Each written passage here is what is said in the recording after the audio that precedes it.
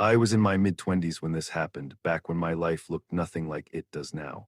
I didn't have a family, didn't have responsibilities tying me down, and I definitely didn't have the kind of caution I do today. Back then, solitude didn't scare me, it called to me. I used to disappear into the wilderness alone for days at a time, hiking far beyond marked trails, cutting myself off from the world entirely. No signal, no people, just me in the forest. I told myself that was freedom. Looking back, I think it was arrogance. One fall, I planned a solo backpacking trip deep into a remote national forest in the Appalachians. I won't say exactly where because even now, the thought of someone retracing my steps makes my skin crawl.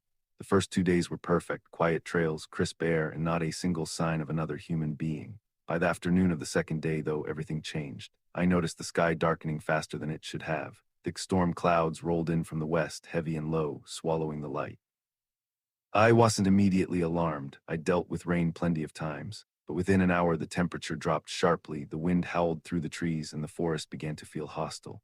Then the rain hit violent, sudden, and relentless. Thunder cracked overhead, close enough to make my chest vibrate. I was exposed on the trail, higher up than I liked, carrying a metal-framed pack. Lightning struck somewhere nearby, and that was when real fear set in. I needed shelter fast. I scanned the woods desperately, and that's when I saw it, a dark shape tucked between the trees. At first, I thought it was a trick of the storm, but as I pushed closer, it became unmistakable. A small cabin, old, forgotten, exactly the kind of structure you don't expect to find anymore. I didn't hesitate. I ran to it and forced the door open. Inside, it was dry, but barely. The air was thick and stale, heavy with rot and something else I couldn't identify. The interior was sparse, a broken chair, a small table, a rusted cot frame shoved against the wall, and a stone fireplace choked with ash. I didn't explore. I stripped off my soaked clothes and collapsed on the floor, exhausted and relieved to be alive. For a while, I just lay there listening to the storm rage outside. When my breathing finally slowed, curiosity crept in. I turned on my flashlight and began to look around more carefully. That's when the details started to bother me. In the corner near the cot, there was a rolled-up sleeping bag. It didn't look old, dusty, yes, but not abandoned. On the table sat water jugs and canned food. Someone had been using this place. Then I noticed the scratches. They were carved into the wall near the door, dozens of them, deep, uneven, frantic. I ran my fingers over them and felt my stomach drop. These weren't from age or animals. These were from fingernails. I checked the door more closely and noticed something that made my chest tighten. The locking mechanism was on the outside.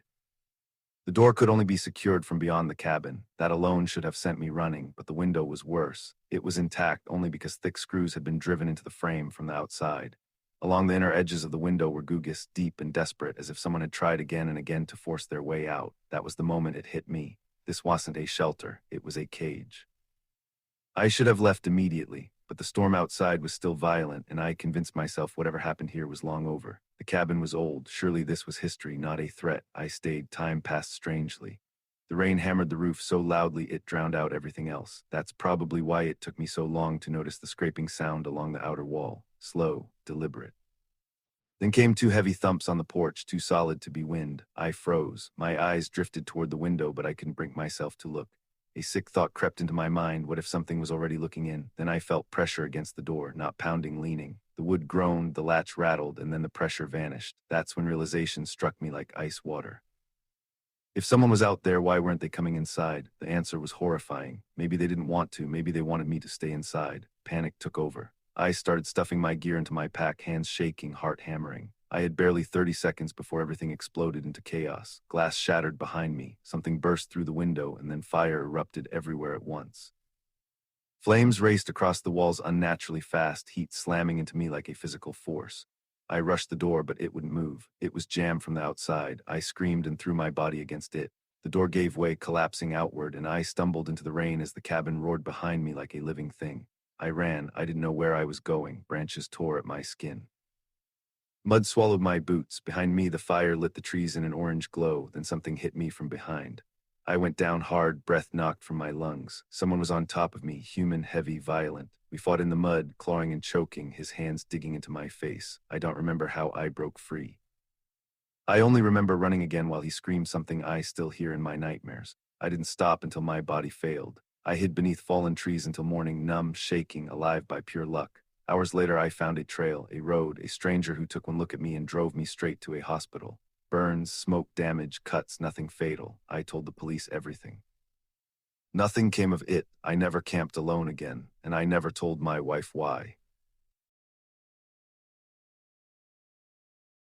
The second story happened during a time in my life when I was working night shifts to make ends meet. I had just moved into a small rental house on the edge of town, the kind of place with a big backyard that looked peaceful during the day but felt strangely isolated once the sun went down. Behind my yard was a long stretch of trees and overgrown land that no one ever seemed to use.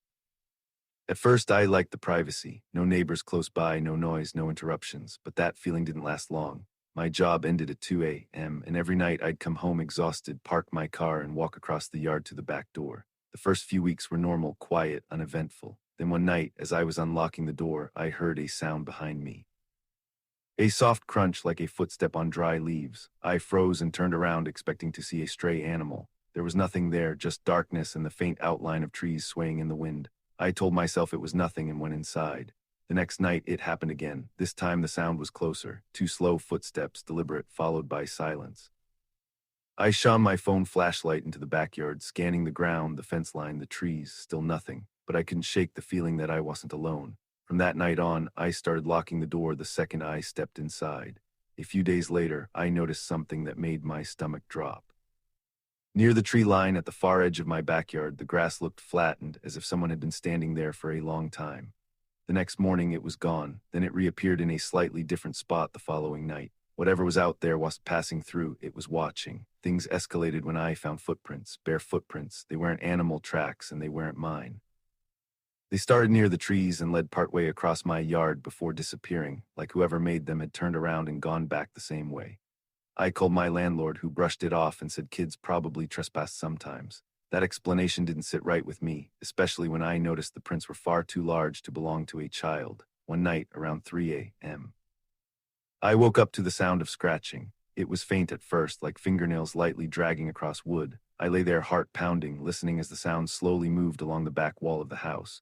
Then it stopped right beneath my bedroom window. I didn't look, I couldn't. I stayed perfectly still until the sound eventually faded away. The next morning, I checked outside. Deep scratches were carved into the wooden siding below my window. They were uneven, frantic, and far too high off the ground. Whatever made them had been standing upright. I installed motion lights and bought a cheap security camera, hoping that would scare whoever it was away. For a few nights, the backyard stayed quiet. I started to relax until I checked the camera footage. Every night at exactly 2:47 a.m., the motion light turned on.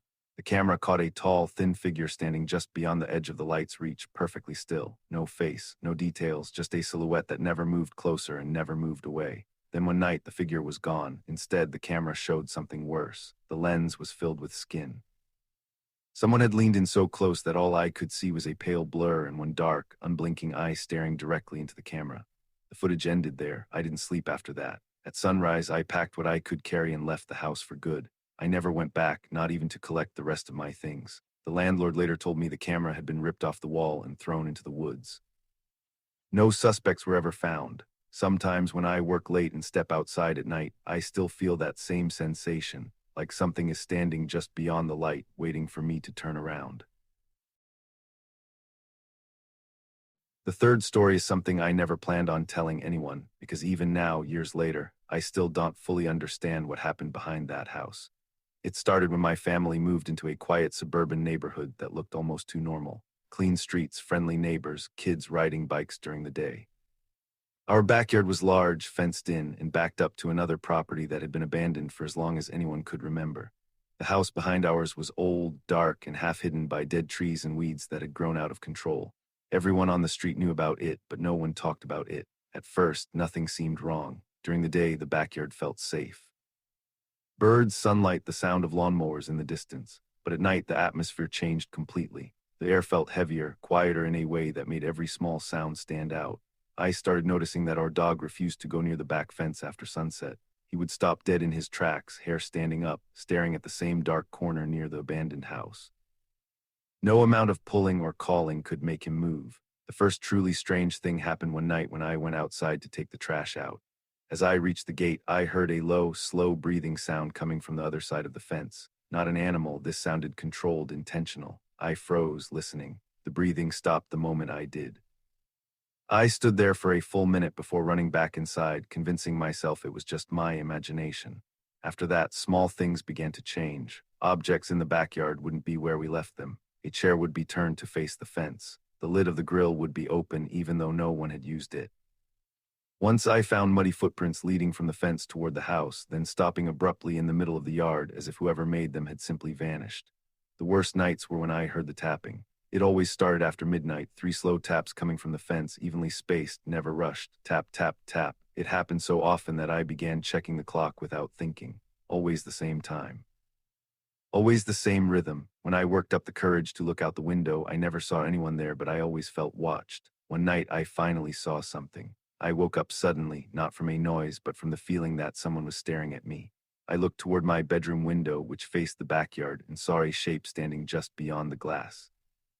It wasn't close enough for details, but I could tell it was tall, too tall. Its head was tilted at an unnatural angle, like it was trying to understand how I slept. I couldn't move, I couldn't scream. I blinked and it was gone. The next morning, deep handprints were smeared across the outside of the window. They were stretched and uneven, the fingers far longer than they should have been. That same night, the tapping returned, louder than before. This time it wasn't on the fence, it was on the back door, slow, patient, like whatever was out there knew we were listening. My parents called the police, but by the time they arrived, there was nothing to see. No footprints, no signs of forced entry, just silence. A week later, the abandoned house behind ours caught fire in the middle of the night. Flames consumed it quickly, lighting up the entire neighborhood. As firefighters worked to put it out, one of them came to our house and asked a question I'll never forget. How long has someone been living in your backyard? We moved out shortly after that. No explanation was ever given. The fire was ruled accidental. The abandoned house was demolished. But even now, I can't shake the feeling that whatever was behind that fence wasn't tied to that house at all. It was tied to the backyard, and I still wonder, if we had stayed longer, what it eventually would have done once the tapping wasn't enough anymore.